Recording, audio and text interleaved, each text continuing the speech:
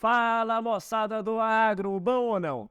Um dos maiores sucessos da agricultura de precisão é o manejo da variabilidade do cálcio e do magnésio dentro da saturação por bases, a famosa taxa variável de calcário. Os dois nutrientes são fundamentais para a elevação da CTC efetiva, elevação da saturação por bases, elevação do pH e redução dos níveis de alumínio tóxico ao longo do perfil do solo. Portanto, conhecer a sua dinâmica é de fundamental importância para que tenhamos sucesso no nosso sistema agrícola, e é sobre isso que vamos falar no vídeo de hoje.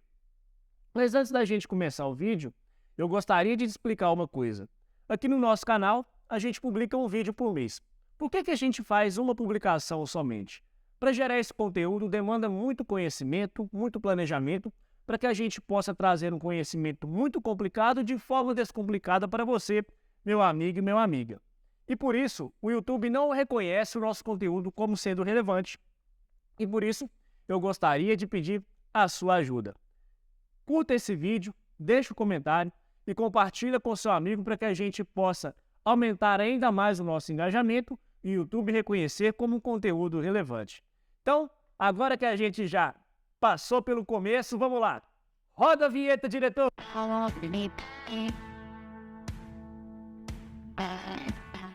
O cálcio é um dos macronutrientes essenciais com a função de estruturação celular.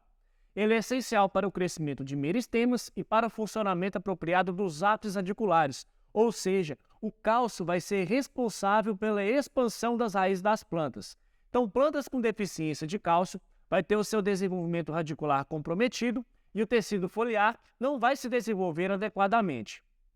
O cálcio ele ocupa grande parte da CTC efetiva do solo.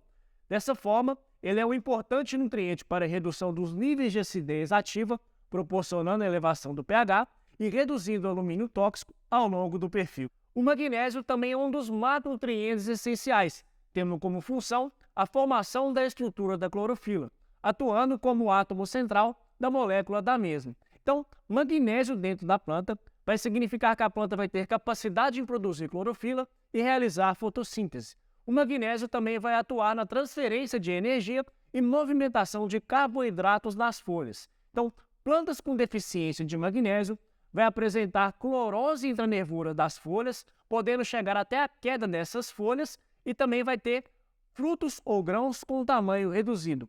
Junto com o cálcio, ele vai participar na CTC efetiva, podendo ajudar na redução dos níveis de acidez ativa nas camadas superficiais do solo. Agora que a gente entendeu a importância do cálcio e do magnésio no sistema solo-planta, podemos partir para o entendimento do comportamento desses nutrientes ao longo do espaço e do tempo. Então, o cálcio e o magnésio vai ter o coeficiente de variação classificado de alto a muito alto. Porém, em áreas com histórico de manejo de agricultura de precisão, vou repetir essa palavra para vocês, podem ter esse valor de coeficiente de variação reduzido. Esses atributos do solo geralmente também apresentam um forte grau de dependência espacial, que é influenciado por atributos intrínsecos do solo, como o teor de argila e o tipo de formação desse solo. Esse indicador vai informar para a gente se a distribuição do elemento é aleatória ou não no espaço e em tempo. Então, quanto mais forte o grau de dependência espacial, menos aleatória é a ocorrência desse atributo dentro do solo. Então, moçada, para ficar mais fácil o entendimento do comportamento do cálcio e do magnésio, desse negócio de coeficiente de variação, grau de dependência espacial, vou trazer para vocês exemplos práticos onde pesquisadores foram no campo, fizeram a coleta de solo e estudaram o comportamento desses elementos ao longo do sistema. Tá? Então, o primeiro exemplo que eu vou trazer para vocês é um estudo de caso que foi realizado em uma área de milho comercial de meio hectare, onde foi feita uma densidade amostral de 6, 75, 50 e 25 pontos para as profundidades de 0 a 10 centímetros e de 10 a 20 centímetros.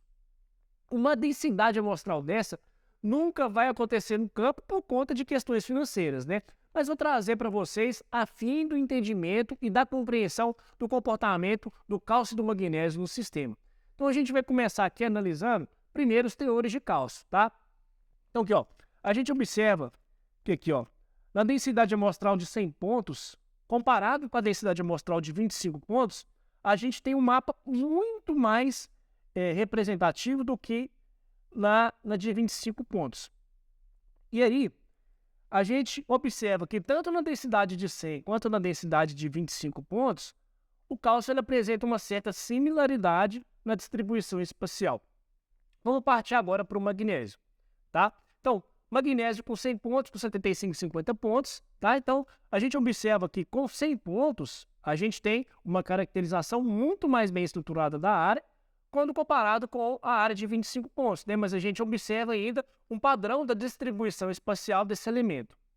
Agora eu vou trazer para vocês aqui a CTC do solo, para vocês poderem entender aquele grau de dependência espacial que eu falei para vocês. Porque a CTC do solo, ela tem alta correlação com o tipo de formação do solo e com a textura do solo também, tá? Aqui, ó, observem que na CTC do solo, tanto na densidade de 100 e de 25 pontos, a gente tem uma certa similaridade na distribuição. Lógico que na densidade de 100 pontos, comparado com a de 25, a caracterização da área é muito melhor, mas a gente observa um certo padrão. Então, quando a gente observa a distribuição do cálcio e a distribuição do magnésio comparado com a CTC do solo, em qualquer densidade amostral, a gente observa que tem uma certa relação entre os teores de cálcio e de magnésio com a relação da quantidade da CTC do solo. Beleza, pessoal? Então, esse aqui é um exemplo que nunca vai acontecer no campo de fato, mas dá para a gente entender como que varia esse nutriente, o cálcio e o magnésio, ao longo do sistema. Então, numa área de 1 hectare, olha o tanto que varia o cálcio e o magnésio. A gente tem área aqui saindo de 0 e indo até 2,1 centimol carga de cálcio e de 0 de magnésio até 1,6 centimol carga de cálcio, centimol carga de magnésio, tá? Então, agora a gente vai partir aqui para a nossa outra área, tá? Eu vou trazer um exemplo para vocês aqui de uma área que foi coletada pela Fundação Mato Grosso. Eles fizeram uma coleta de 6 amostras em hectare, então uma amostragem extremamente densa, uma amostra por hectare, uma amostra a cada 2 hectares e uma amostra a cada 4 hectares. Aqui a gente então vai observar os teores de cálcio e de magnésio, tá? Mas o que eu quero mostrar para vocês aqui? A saturação por bases e a CTC. Então, quando a gente tem uma amostragem muito densa, olha para você ver como que eu faço a caracterização da minha saturação por bases, tá? Enquanto eu vou diminuindo a quantidade de amostra, eu vou reduzindo a caracterização da minha saturação por bases. Da mesma forma vai acontecer com a CTC. Mas o que isso vai influenciar? A minha amostragem ser pouco densa ou muito densa? Vai influenciar no resultado final. Então aqui, nesse estudo feito pela Fundação Mato Grosso, a gente observa que com a prescrição de calagem, numa amostragem de 6 amostras a cada 1 hectare, olha para você ver como que fica a minha prescrição de calagem. Eu tenho muito mais variação desse nutriente, né? E quando eu vou reduzindo a minha densidade amostral, quando a gente chega em uma amostra a cada 4 hectares, eu não vou ter uma caracterização muito bem dessa prescrição de calagem. Eu vou estar errando muito. Mas olha para você ver, tem uma certa similaridade da prescrição de calagem entre uma amostra por hectare e uma amostra a cada 2 hectares. E isso aqui chega a ser viável economicamente no campo. Então, para a gente poder entender isso aqui, a gente precisa saber quanto que eu quero investir para o resultado que eu quero ter, tá? Então, eu trago esse exemplo aqui para vocês também para ver o comportamento da saturação por bases, que é altamente influenciada pelos teores de cálcio e de magnésio, tá bom? Para vocês poderem entender como que vai comportar também a recomendação de calcário em uma área dessa, tá? Então, para a gente fechar, vou trazer aqui para vocês um exemplo de uma área que foi coletada na densidade de 10 por 10 metros, 10 a cada 20 metros e 10 por 30 metros. Então, foi 3 densidades amostral numa área também de meio hectare, tá? Essa aqui é uma área de pastagem que nunca foi cultivada, mas eu vou trazer para vocês aqui o comportamento do cálcio e do magnésio da profundidade de 20 a 40 centímetros. Então, aqui, ó. Da mesma forma que eu mostrei para vocês nos outros mapas atrás, quanto mais eu reduzo a minha densidade amostral, menos eu consigo caracterizar o meu solo. Mas o que fica importante aqui também? Essa aqui é uma densidade amostral que nunca vai acontecer no campo, né? Mas fica aqui para vocês entenderem, ó, como que é o comportamento do cálcio e do magnésio em relação ao CTC. E isso aí eu falo para vocês em correlação com o grau de dependência espacial. Então, a gente enxerga certa similaridade no mapa de cálcio e de magnésio com o mapa de CTC. tá? E é isso aqui eu trago uma análise visual para vocês. Eu não tenho uma correlação estatística para afirmar isso para vocês. Mas visualmente a gente enxerga certa similaridade de cálcio e de magnésio nessa área aqui. Beleza, pessoal? Então, o que eu quero deixar claro para vocês aqui. Quanto mais densa for a minha amostragem de solo, mais eu vou enxergar a variabilidade do cálcio e do magnésio dentro da minha área. Só que, o que eu tenho que levar em consideração quando eu for definir a minha densidade amostral para a caracterização do meu solo? Eu tenho que levar em consideração o investimento que eu vou fazer para o retorno que eu quero esperar. Então, é muito importante observar isso aí para que a gente tenha o retorno apropriado para o investimento que a gente está fazendo na nossa área. Entendido agora o comportamento do cálcio e do magnésio ao longo do espaço, a gente pode partir para o manejo desses nutrientes de fato. Então, para que a gente tenha sucesso no nosso manejo do cálcio e do magnésio, a gente pode seguir alguns passos para que a gente tenha maior clareza, tá? Então, o primeiro passo é entender qual que é o patamar de estabilidade em que o meu sistema se encontra. É uma área de abertura, é uma área que já é manejada há muito tempo. Então, se for uma área de abertura, geralmente vai possuir uma menor variabilidade dos teores de cálcio e de magnésio, no caso do cerrado, devido à formação do solo do cerrado ser deficiente nesses nutrientes. Então, ao longo do espaço, do tempo e do perfil, a gente vai apresentar baixos teores em toda a extensão da área. Agora, se já é uma área manejada há muito tempo, a gente precisa entender se é uma área manejada uniformemente ou em agricultura de precisão.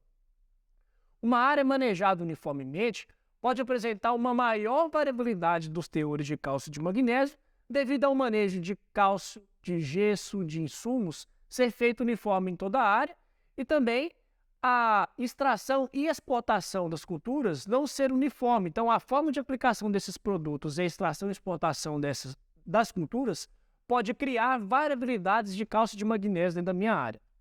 Agora, se é uma área já manejada há muito tempo com agricultura de precisão, essas áreas em taxa variável podem apresentar um sistema com menor variabilidade e altos teores de cálcio e de magnésio. Tá? Então, nesses 3 níveis de estabilidade do meu sistema, é importante observar também qual que é a capacidade tecnológica do meu sistema. Se existe maquinários capazes de corrigir a variabilidade do solo ou não, para que o investimento em amostragem de solo seja condizente com o retorno esperado do produtor. Tá? Isso tudo visando a máxima rentabilidade do sistema. Entendido o nível de estabilidade do meu sistema, agora eu preciso saber qual cultura que eu vou colocar. Entender que cultura que eu vou colocar no meu sistema é fundamental para que eu tenha os níveis adequados de cálcio e de magnésio e o pH corrigido, para que a cultura possa desempenhar o seu máximo potencial produtivo. Tá? Entendendo qual cultura está no meu sistema também, é possível estimar a quantidade de cálcio e de magnésio que vai ser exportada.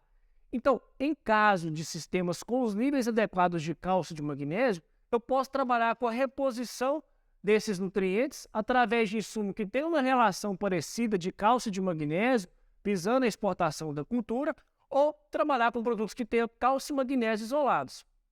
Tá? Então, eu vou apresentar para vocês aqui também a extração de algumas culturas para que vocês, caso venham fazer esse tipo de manejo da sua área, possam ter alguns valores de referência. Tá? Então, a soja ela vai exportar nos grãos 3,2 kg por tonelada de cálcio e 2,8 kg de magnésio por tonelada produzida. Já o milho ele vai exportar nos grãos 0,04 kg por tonelada de cálcio e 0,9 kg por tonelada de grãos de magnésio. O feijão ele vai exportar por tonelada de grãos produzidas 2 kg de cálcio e 3 kg de magnésio. E o algodão, para cada tonelada produzida, vai exportar aí 3 kg de cálcio e 8 kg de magnésio. Agora, o terceiro passo, eu vou precisar entender qual que é o método de recomendação utilizado para fazer a elevação desses teores. Então, hoje existem vários métodos de recomendação para a elevação dos teores de cálcio e de magnésio. O mais utilizado a nível Brasil é o método da saturação por base, onde se faz o cálculo da necessidade de calagem, visando a elevação dos teores totais de cálcio e de magnésio. Dentro da agricultura de precisão, esse método, ao meu ver, pode trazer maiores resultados por buscar a elevação de um conjunto de fatores ao mesmo tempo, ao invés de fatores isolados. Mas se eu conseguir manejar o cálcio e o magnésio isoladamente através de agricultura de precisão, eu acredito que seria o melhor cenário possível para a gente atender a demanda das culturas. O quarto e último passo, e também não menos importante, é entender qual que é o método de distribuição do insumo. Então, a gente precisa entender se esse insumo ele vai ser distribuído na taxa variável plena ou por zona de manejo, ou até mesmo vai ser distribuído na taxa fixa, para que a gente consiga adequar os valores de doses máximas e mínimas e também o número de doses, para que a distribuição do insumo que a gente vai aplicar seja compatível com a capacidade operacional do distribuidor. Seguindo esses 4 passos, que são muito importantes para o manejo adequado do cálcio do magnésio, agora a gente precisa escolher a fonte que a gente vai utilizar para fornecer o cálcio e o magnésio ao nosso sistema. Tá? Então, hoje no mercado, existe uma ampla gama de fontes para fornecimento de cálcio e de magnésio. A mais usada e mais utilizada é o calcário, que pode ter os seus teores de dióxido de cálcio e dióxido de magnésio variáveis. Quanto à melhor relação de dióxido de cálcio, óxido de magnésio e um calcário, vai ser muito dependente da necessidade da área de avaliação. No entanto, na minha opinião, em grande parte das áreas do cerrado, os níveis de magnésio são classificados como inadequados, e o calcário pode ser a melhor opção econômica para o fornecimento de magnésio em grande quantidade. Hoje no mercado, surgem opções alternativas de calcário com alto poder de reatividade. Ao meu ver, essas fontes podem trazer grandes resultados quando precisa fornecer cálcio e magnésio em grande quantidade em um curto espaço de tempo, devido à alta solubilidade e tempo de reação no solo reduzido. O gesso agrícola vai ser uma boa fonte de cálcio, trazendo o cálcio em uma forma mais solúvel que a do calcário, permitindo fornecer o cálcio nas camadas mais profundas do solo, neutralizando temporariamente o alumínio em profundidade. O cálcio ele também vai poder ser fornecido através de fontes fosfatadas como supertriplo, supersimple e fosfatos naturais. O magnésio também vai poder ser fornecido através de fontes fosfatadas magnesianas e também do sulfato de magnésio. A escolha da melhor fonte vai depender do nível de maturidade do sistema produtivo, da velocidade de reação da fonte no solo para o fornecimento, os teores que a gente vai obter dentro da fonte e o custo para correção ou fornecimento desse insumo dentro do sistema.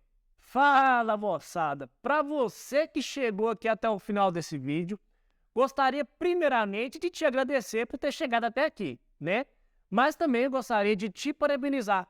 Está buscando conhecimento agronômico com qualidade e eu espero, realmente, de coração mesmo, que eu possa estar te ajudando a alcançar melhores resultados com a agricultura de precisão e digital. Então, se ficou alguma dúvida, deixa aqui nos comentários que assim que possível eu vou tirar sua dúvida e vou te ajudar. Se você gostou desse conteúdo, gostaria de te pedir novamente a sua ajuda para fortalecer o crescimento do canal e esse conteúdo possa alcançar mais gente e ajudar mais pessoas. Então, se você gostou de fato desse conteúdo, compartilha nas suas redes sociais ou com algum amigo seu que trabalha dentro do agronegócio que possa se interessar por esse conteúdo. Beleza? Então, um forte abraço e uma excelente safra a todos.